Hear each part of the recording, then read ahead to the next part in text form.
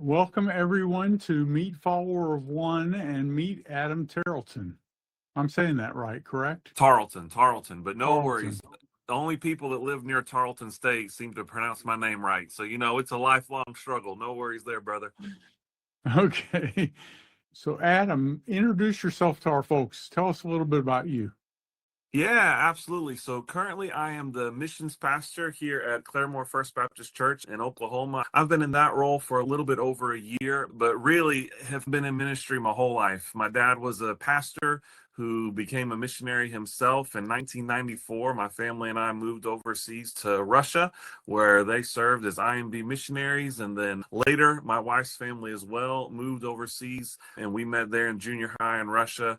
Came back, went to college. When I was in college is really when I felt God calling me into ministry myself. And so I've had a variety of roles over the years. Was a youth pastor for a long time, did some church revitalization for a season. We were overseas ourselves as a missionary pastor for a season. And here we are now in Oklahoma in this role. But yeah, kind of never really been a day in my life where church wasn't a part of it. And so born and raised in it.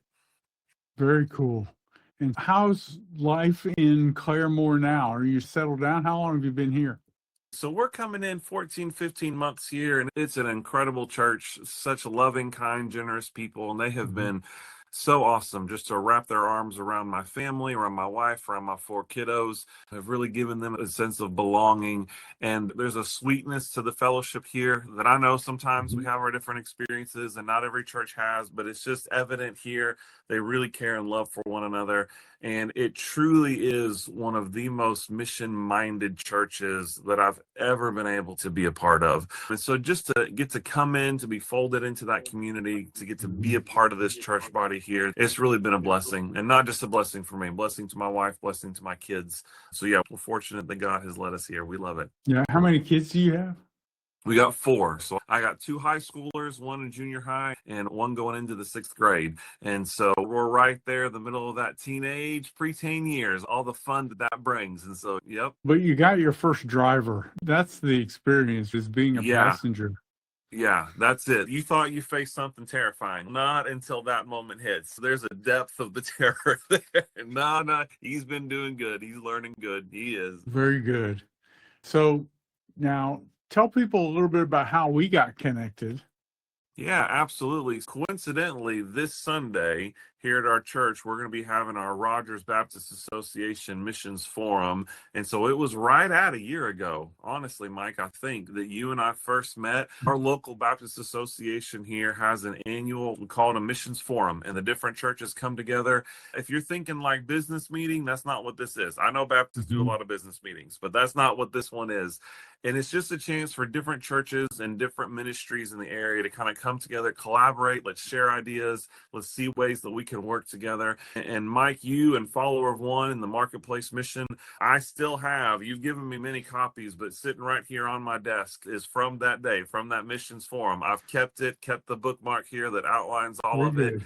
And so that's when I was introduced to you and to that ministry, and just God, I really felt like God put a seed in my heart there that, man, this is something really unique. This is something really special. And so that's what it kind of started germinating, that idea of, hey, how could we maybe make this a reality for the folks in our church? Yeah. Yeah. Very cool. And just recently, you did a 1-week version of the mission trip with some of your people. Yeah, we did. And man, it was an awesome experience. And within our church, we structure a lot of that around small groups. And those small groups are anywhere from 8 people to 15, in that range. For this first mission trip, I had approached our young adult small group. And our young adult small group is mainly comprised of singles or newlyweds, but basically nobody has kids. But they're all starting out in their careers. And the uniqueness of it is that there's a variety of careers within that small group. So there's a similarity of kind of phase of life, stage of life. But we've got some that are still working what you would consider kind of the fast food kind of starter jobs as they're finishing up school and working on their masters. You've got others that are full blown into their careers already. And so there's kind of a different spread there, but approach them about, hey, let's do this trip together. They readily got excited, got on board. And so at the beginning of this month here in August, we were able to launch and do the 1-week version there with that young adult small group here within the life of our church. It was fun because they were all very engaged. Tell people a little bit more about the mission trip and what your experience was with it. Yeah. So I think as within any mission trip, you start out and there's maybe a little bit of nerves and a little bit of hesitation. There's some trepidation, but you could just tell, you could sense the spirit with each night within those Zoom meetings. It was like the confidence in themselves was just building of, hey, this really is something I can do. This really is something that I can share. And I think through the personalities there in the group, I have one or two that were on that mission trip that probably were already there. They're on fire. They're sharing the gospel. They're living it out, their faith. I've got others over here that probably have never really even been challenged to think in this way, but I was so proud of them, grateful for them that they jumped in with us. And the rest of the group's probably somewhere in the middle. They had been thinking and they'd been challenged pulpit Sunday morning, and they had been challenged by different lessons that, yeah, I need to be on fire for Jesus. But we're really in that haze of, but what does that look like? What does it actually look like for me to go to my job and go to my work and live out my faith? And so to see that group go from day one on Monday to where they were on Friday, it was really a beautiful thing. And so some of the key takeaways for me, we had one young man share a story there by the end of the week. He said, I've got this lost friend that I have been trying to share the gospel with and just build a relationship with as I've been here. But this week really helped me bring some intentionality to it. And we've built a camaraderie. But this man is an atheist. He wants nothing to do with faith. During that week, this member of our church has something hard, ridiculous that went down, as God does, as happens in the middle of our mission trips. And the atheist friend is texting him that he's praying for him. And he's just sitting there with, that's the Holy Spirit. That doesn't make sense. That doesn't make any kind of sense from a worldly perspective. But it was this light bulb moment for the man. If I can just bathe this thing in prayer and keep being intentional in this relationship, God's going to do the work on this guy's heart. I could never debate or convince an atheist to pray for me. But through this relationship that I've built with him, through expressing that appreciation of him, through praying for him, living intentionally, here we are. I had another young lady that here we are Friday, end of the trip, and just knowing the context of her life and her story, there really was some struggle with her current job. And I would say maybe even just some shame around it, which, the irony there is that everyone around her, there's no shame. None of us are given any judgment, but it was self. And by the end of that trip, she's sharing, hey, you know what? I think at the end of this week, for the first time, I am appreciating the job that God has given me, and I'm actually seeing it as an opportunity. This is the first time that it hasn't been begrudging to me. And man, I see that transition in this person's life that, no, it really doesn't matter what career I have. It really doesn't matter what I'm doing day to day. When I'm giving it to the Lord, He redeems all things, and He can make any job, any career exciting. But those are, I think, the two biggest ones, just testimonials that stand out to me of, man, just the impact that this week had for them and on them. It was awesome to see. That's very cool. What advice do you have for people who are thinking about doing this? Yeah. Thinking about taking the trip. Just jump in. That's the first advice. Look, just jump in. I'll be honest. I liked the idea of it. Getting it off the ground for me was daunting. It kind of felt overwhelming. And there is definitely, hands down, a spiritual warfare element to that. We acknowledge that. We pray against it. I admit that there's part of it. But there was a part of me that was just hesitant of, how am I going to do this? And how am I going to do this? And who shows up? Y'all just jump in, because Chris and Mike and really your entire team there at Follower of One, y'all, they have made this so plug and play, and they walked me through every step of the process, and they helped handle those logistics, and they worked with me when I got late on turning some things in that I needed to turn in. And so, Mike, y'all really do an excellent job of walking folks through all the logistics on that side. So that's just one piece of advice. If you're even thinking about considering it, just jump in and know that you're going to be caught well on the other side. They're really going to help guide you and lead you through this trip. But then the other advice that I would give is plant the seed, really spend some time in prayer. And then as God brings people to heart, plant some seeds early on. Because as I was processing whether or not to do a marketplace mission trip here within our church, I began planting the seeds months and months ago with this specific small group. And it wasn't anything official. There was a game night one night that I showed up to. Like, hey, let's just kind of talk about something. There was a lunch. And so just kind of getting their interest. And I think that allowed them to get excited and anticipate it in a way that was really beneficial. And so if this is your church or your ministry's first time trying to jump into something like that, then my advice would, give it let's say a medium lead time. Don't give it a long lead time, because that's where then we kind of get convinced out of something. But give yourself a little bit of lead time there to plant some seeds, get some people excited, just introduce the idea to them, whet their appetite a little bit. But then, when it comes time to go, just know in your heart, like Mike, Chris, the rest of their staff, they're going to catch you. They're going to walk you through this. Yeah. Well, thank you very much. One of the things that became obvious to me as you guys were doing the trip, we've had several churches do the trip, but with smaller groups. I really think having a smaller concentrated group instead of trying to bring it out of the entire congregation is one good way of doing it. Doing it with a smaller group of people who have some relationship together, and using a life group or small group or whatever is a great way of doing that. First Baptist also does it by occupation. Yeah. But Keith then spends a lot of energy trying to connect with all the people who have a particular occupation all throughout the church. And we're working actually to make it easier for small groups to be able to do the mission trip easily inside our community. Yeah. Also, yours was the first one we did where it was primarily the second week. For people who are not aware, we now have the 2-week version of the trip, and we also have 2 different 1-week versions of the trip. For the longest time, the first 1-week version was just the first week, the 5 daily habits. But we did the second week of the trip with Claremore, even though you and I both talked about this, we think that doing the first week first is still probably the best way to go. But now having a second week that you could do so that the group could do it again in 6 months, it wouldn't be the same content, it would be the second week.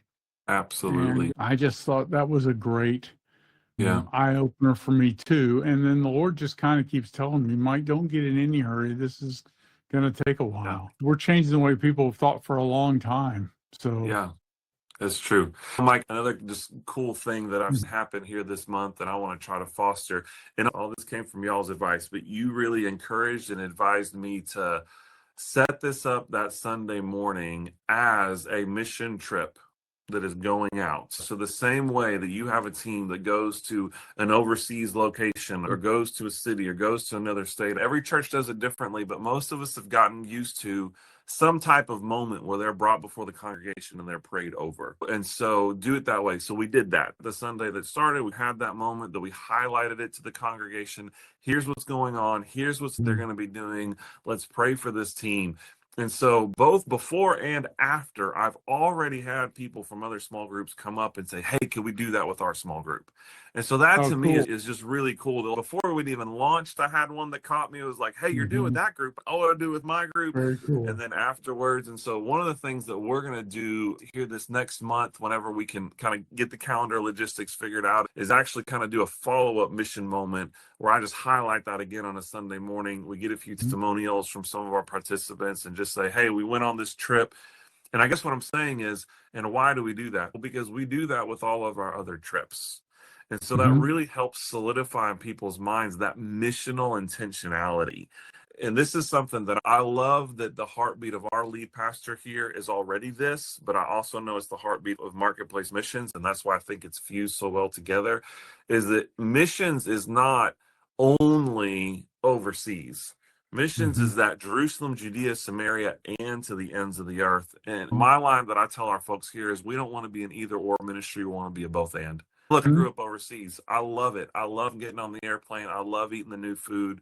I love all the travel. I'm not discounting any of it. I love doing it. I got 2 other international trips I'm going on this year. So don't hear zero hypocrisy. But that local is just as much missions.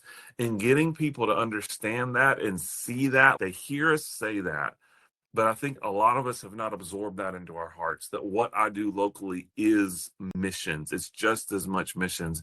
And that's where Marketplace Mission came in for us. And I really think it's helped made practical for our people that, oh no, when they say missions is local, this is an example of what it means that missions is local. And so I'm excited just to see what continuing to foster that does in the life of our church. Just another testimonial, that last Friday Zoom we're having, one of the participants, she looked there at the Zoom at you and me, Mike, and said, hey, thanks for this, because this is the first mission trip I've ever been able to go on. And it was like, they got it. They absorbed it. Like, no, this is something special, intentional. But Mike, and I'm just repeating your company line at this point, right? But the beauty of it is that you never go home, like, because it is home. You're already home. And so we're really just launching something that is meant to keep you on that mission trip for the rest of your life. Yeah. I was saying it to someone else earlier today. Earth is the mission field. That's right. It's exactly it. Yeah. So to me, I'm blessed. Thanks very much for what you're saying. And I'm hoping that other people who get to listen to this, or pieces of this even, let's just take the chance of finding a way. There's got to be a way that Jesus would have us interacting with the people that we're around. And when we listen to him and he guides us through that, and it ends up not looking as much like a Billy Graham crusade, it's going to look a lot more like a work day. It's going to look like a break room conversation or something that you talk about while you're doing work with someone else. It's not going to look like a crusade. Absolutely. So I thought that was cool. Brother, I'm grateful for you. You've been a blessing to us, and we're excited about just seeing God continue to move and help us, help churches, help everyone they've got in their congregation realize that we're all on a mission field all the time. And there's no off duty for a Christian. That's it. So that's exciting. And Mike, that blessing is mutual. So thank you. And I mean that, because back to wanting to see things consistently across the board, I often encourage our people that when we do go on these international trips or these trips to other places in North America, we want to make sure that we're being as much of a blessing to the missionary there as we know they're going to us. And I just come back time and time again to Philippians as Paul is writing there to the church at Philippi. I think that's what we see come to the surface there in that book. What we see come to the surface is that Paul, as the missionary, was an immense blessing to them. But in return, this church is an immense blessing to him as a missionary. So I just say all that to say, Mike, man, the feeling's mutual. But I think that's beautiful, because that is the way God designed it. He designed us as we're living on mission to be a mutual encouragement, to be a mutual strengthening of one another, to just, man, press on. Keep going after gospel ministry, keep pursuing people for Christ, and know that you're not doing it alone. So no, thank you. Thank you. Yeah, well, thank you. I'm grateful. And for everybody listening, thanks for being a follower of Christ. I realize we have a few people on here, so thank you very much for joining. Adam, I'm grateful for you, brother. I'm grateful for Claremore First Baptist and what God's doing through you guys. And I'm excited to see what God does through all of this. Thank you very much for joining us today. Absolutely. My pleasure. Well, take care. Everyone, thanks so much for being a part of Follower of One. Remember, we're all called to be full-time missionaries right where we are. And so God has a job for us to do today. Thanks for being a part of this community, and thanks for knowing that you're called to be a marketplace minister. What we do matters. Thanks very much. See you, everyone.